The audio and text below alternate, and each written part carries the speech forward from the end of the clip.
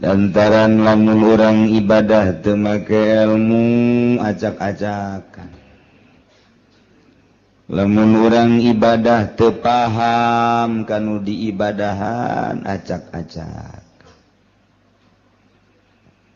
Wal amalul qalil yanfa'u ma'al ilmi billah. Amal nu saeutik pohara luar biasa manfaatna disertai nyaho ka Gusti Allah Subhanahu taala. Wal amalul katsir la yanfa'u ma'al jahli billah. Amal anu saadag-adag, amal anu sababaraha godag, godag kuloba-lobana tapi bodoh ka Allah teu manfaat saeutik-eutik aja. Teu puguh atuh ibadah bari teu nyaho ka Gusti Allah mah. Mun teu nyaho ka Gusti Allah ke ibadahna salat bae ngahareupna teu puguh. Babacaanana diganti ku make bahasa Indonesia bisi teu ngartieun meureun Allah teh. Pan bolon eta kos kitu teu ngarti ka Allah mah acak-acakan ibadah teh. Ditarjamah Fatihah teh dina salat teh geus teu kudu make Fatihah. Allahu Akbar na ge urang bahasa Melayu mah Allah yang Maha Agung. Atuh bahasa Jawa mah meureunna Allah Maha. Terus kabeh ditu da gitu itu tengarti ka Allah mah kos kitu. Mentak 2 rakaat jelema nu paham ka Allah nu ngarti ka Allah salat dengan 2 rakaat berbanding 1000 rakaat jeung nu teu ngarti ka Allah masih ke dibandingkeun jeung 1000 rakaat beratan nu 2 rakaat. Tuh coba bayangkeun maca la ilaha illallah anu paham ka Gusti Allah. Komo geus datang ka hakikat mah hiji la ilaha illallah wali nu geus paham ka Gusti Allah dibandingkeun mun ditimbang jeung la ilaha illallah ratusan ribu nu teu paham ka Allah beratan keneh la ilaha illallah hiji dibandingkeun ratusan ribu bahkan jutaan. La ilaha illallah teh lamun aya jauh Ambon we muludan amplopna gede. La ilaha illallah na ge embat. Kitu mah la ilaha illallah anu bebeneran tengah peuting. Eueuh nu kos kitu mah je eueuh cauan.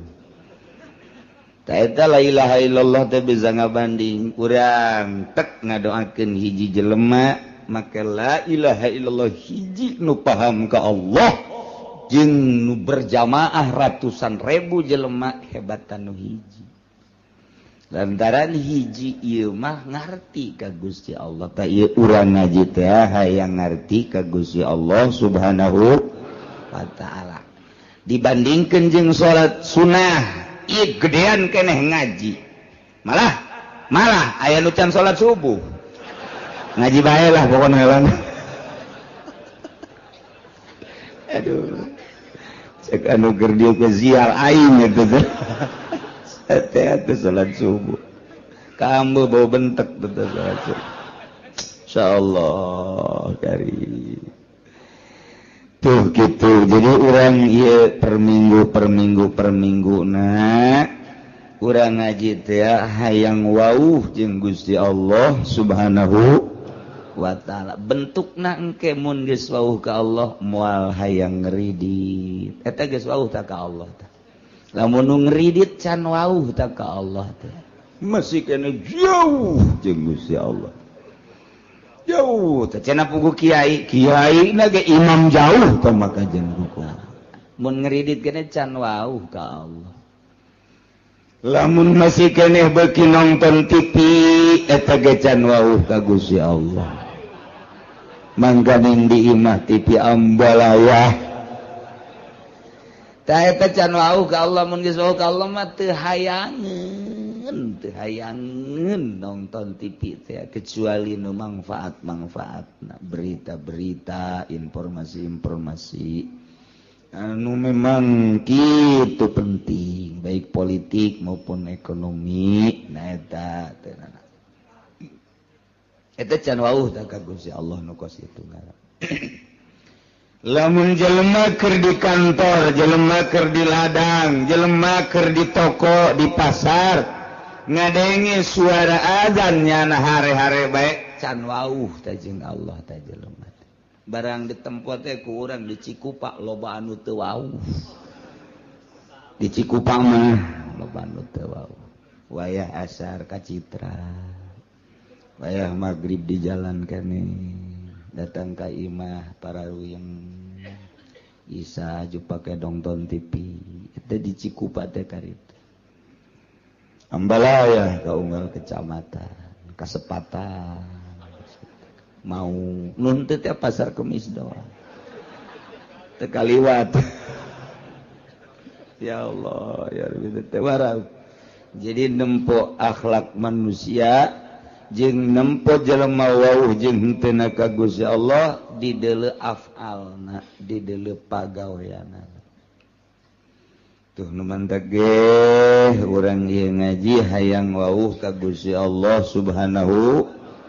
nu mantak hayang wauh lantaran nu boga neraka jeung nu boga surga Allah mun geus wauh ka Allah mah begitu urang deuk di ka nerakakeun atuh bebeja we Gusti pan abdi geus wauh ka Gusti keur di dunia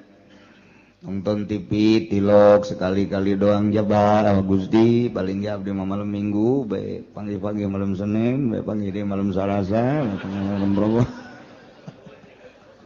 terus-terusan bebe jaga Gusti Allah Gusti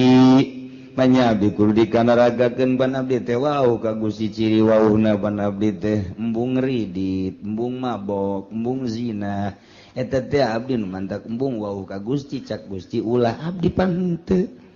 pancak Gusti salat abdi salat pancak Gusti puasa abdi puasa berarti abdi wauh ka Gusti adapun soal kurang husuna mah tuh hampur bae Gusti begitu tah cek Gusti jalan coba padahal banget sih ada barang di dalam teh bener ada herang saya tiga banget malaikat aman genta mah wauh ka aing wauh emang cek malaikat ya setengah wauh lah tuh setengah wauh bae salamat komo nu wauh jasam Masya Allah nu mantak libetkeun diri urang wauhkeun diri urang angsongkeun diri urang ka pangajian wangsongkeun diri urang ka jelema-jelema nu wauh ka Gusti Allah Subhanahu wa taala wauhna urang jeung jelema nu wauh ka Gusti pasti diajak ka Gusti lamun urang wauhna ka jelema nu paham ekonomi diajak berekonomi urang wauhna jeung jelema nu paham politik diajak berpolitik urang wauhna jeung jelema jeung tukang ngabohong pasti urang milu bae tah ngabohong geus mun wauhna urang jeung jelema nu wauh ka Gusti Allah nu paham ka Gusti Allah pasti diajakna ka Gusti Allah Subhanahu wa taala wauhkeun diri urang ka Allah babari wauh ka Allah dia cek Kanjeng Nabi ti Gusti keneh man arafa nafsah arafa rabbah sajelema anu nyaho ka dirina bakal nyaho ka pangeran nyaho ka diri urang nyaho ka pangeran saha diri urang teh makhluk berarti nyaho pangeran teh khaliq saha diri urang mah butuh dahar berarti khaliq mah teu butuh dahar sebab Allah mah mukhalafah lil hawadis nyaho ka diri urang bakal nyaho ka Gusti Allah carana bertauhid coba gerak mimiti wujud kidam bako mukhalafatus kabelah ditukna terus orang bersyariat bertauhid berangkat timimiti aqwal datang ke ahwal urang engke wauh jeung Gusti Allah moal bisa lamun eueuh nu nuduh geus kudu dituduh-tuduh nah iyalah urang ngaji per minggu ieu teh dituduhkeun supaya wauh ka Gusti Allah Subhanahu wa taala tadina urang ngaji ka Cilongok can wauh ka Gusti Allah sorangan bae barang geus wauh mah jeung Gusti Allah aya jelema nu milu diajak ku urang tawauh tah ganjaran berarti Allah ridhoeun mun urang ngabonceng kabeneran nu dibonceng najahe lain ridho menang godog bung Masya Allah urang wae dulur nyegat di teureun babaturan nyegat teureun giliran bae bangsa konde lain eureun deui diajak malah mah teu daekeun ge dipaksa soraka malulu ya Allah ya Rabbi wauhkeun diri urang ka Allah abeh manteng ibadah ka Gusti Allah mun geus manteng nikmat geura salat teh moal karasa moal karasa sodako ge moal aya hook lantaran sodako teh nu dideuleuna makna daripada sodako urang mah hitung-hitungan boga duit 100.000 sodako ka fakir miskin 10.000 masih dihitung-hitung keneh aduh kurang ge 90.000 jadi kurang 10.000 hese neanganana mangkaning eta urang mah pabelit jeung kos kitu bae tapi lamun tek mah ningali ganjaran 10.000 dititipkeun berarti pakai meuli sorga naon hartina duit 10.000 lamun dibandingkeun jeung sorga Allah tah lamun nu kadeuleuna sorga nu kadeuleuna bidadari tuh digerokeun deui pakai mesin kadieu sia urang ye kabeh ye urang lain kadieu sia urang 5.000 bae dicokot deui kembalian tah apo sodako make kembali teh kira-kira ya can paham eta keur carita sodako boro-boro ka batur urang mah ka pamajikan ge pelit jasa ka pamajikan bae nu sagulung sagalang pelit keneh bae pelit jasa ka pamajikan teh bebeja ka balanja malu nu kamari pan aya kombalina kamari iraha kamari sia nyokot oh sebenarnya 100.000 meureun paling ge dibalanjakeun 20.000 teh kombalina ka mana beuh ka geus sabaraha poe eta wah sabaraha poe tungtungna mah gara-gara balanja hakeuk kadenge ka tatangga Masya Allah kudunya oke ka balanja tah ka balanja di tah balanja deui ka beuh lain ieu Masya Allah taya urang belajar nu dideuleuna ulah terlalu duniawi tapi nu dideuleuna ukhrawi bakal harampang kabeh nikmat belajar kos kitu teh kudu belajar